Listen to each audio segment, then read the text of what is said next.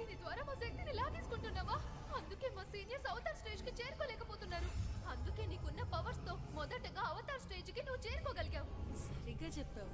నేను మీ పవర్ నంతా కూడా అబ్జర్వ్ చేసుకుని నా కోసం వాడుకుంటున్నాను. ఒక్కసారి కనుక నేను ఇమ్మోర్టల్ అయ్యానంటే ఈ నోవా ల్యాండ్ మొత్తం నా కంట్రోల్లోకి వచ్చేస్తుంది. నేను మాస్టర్ ప్రకాష్ కి అందరికీ చెప్పేస్తాను. పగటి కలల కనుక నేను నీకు అవకాశాన్ని అస్సలు ఇవ్వను.